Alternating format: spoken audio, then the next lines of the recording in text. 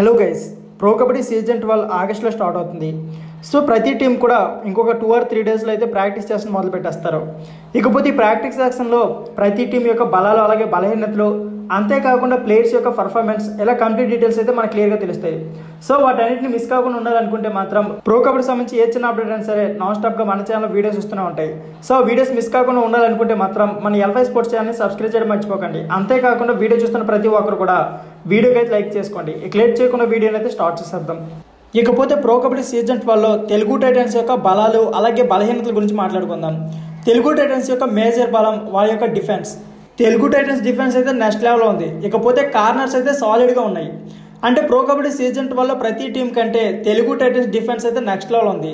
గట్టిగా మాట్లాడుకుంటే నెంబర్ 1 ప్లేస్లో ఉందని కూడా చెప్పుకోవచ్చు. తెలుగు టైటన్స్ డిఫెన్స్లో ఎటువంటి మిస్టేక్ అయితే లేదు. బట్ తెలుగు టైటన్స్కి మేజర్ మిస్టేక్ వాళ్ళ రైడింగ్ డిపార్ట్మెంట్. కంప్లీట్గా రైడింగ్ మొత్తం విజయ్ మాలిక్ పైన ఆధారపడాల్సి ఉంటుంది. ఎందుకంటే వాళ్ళ టీంలో కేవలం విజయ్ మాలిక్ ఒక్కడే మంచి ఎక్స్పీరియన్స్ ప్లేయర్. అంతేకాకుండా అతను కూల్ అండ్ కాంపోజర్గా ఉంటారు. ఇకపోతే మిగతా ప్లేయర్లు కూడా ఉన్నారు. ఇకపోతే భరత్ కూడా అయితే ఆప్షన్లో 81 కోట్లు తీసుకున్నా సరే అతని పర్ఫార్మెన్స్ని అయితే మనం లెక్కలో తీసుకోవడం కొద్దిగా కష్టమే అనిపిస్తుంది. ఎందుకంటే గత సీజన్లో అతని పర్ఫార్మెన్స్ పెద్దగా లేదు. అంతేకాకుండా తెలుగు టైటన్స్ క్యాంప్లో అడిక్ట్ అవ్వడం కూడా అతనికి కొద్దిగా టైం పట్టే ఛాన్స్ అయితే ఉంది. ఖచ్చితంగా విజయ్ మాలిక్కి ఆశిష్ నర్వాల్ అయితే రైడింగ్ డిపార్ట్మెంట్లో కొద్దిగా సపోర్ట్ చేస్తే మాత్రం తెలుగు టైటన్స్కి ప్లస్ అయ్యే ఛాన్స్ అయితే ఉంటుంది.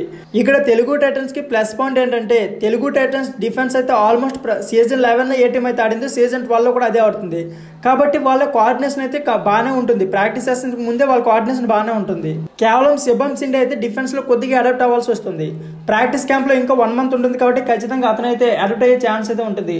బట్ భరత్ కూడా ఏ రేంజ్లో పర్ఫార్మెన్స్ చేస్తారనేది ఇక్కడ ఇంపార్టెంట్. భరత్ కూడా పర్ఫార్మెన్స్ బాగుంటే మాత్రం తెలుగు టైటన్స్ అయితే ఈసారి కప్పుకొట్టే ఛాన్స్ అయితే 100% ఉంది. ఎందుకంటే వాళ్ళ రైడింగ్ డిపార్ట్మెంట్లో కొద్దిగా వీక్నెస్ ఉంది, కానీ డిఫెన్స్లో అస్సలు డిఫెన్స్లో మాత్రం వాళ్ళకి కొద్దిగా కూడా మైనస్ లేదు. సో ఫ్రెండ్స్, మీరేమనుకుంటున్నారో కామెంట్ బాక్స్లో కామెంట్ చేయండి. Thank you for watching.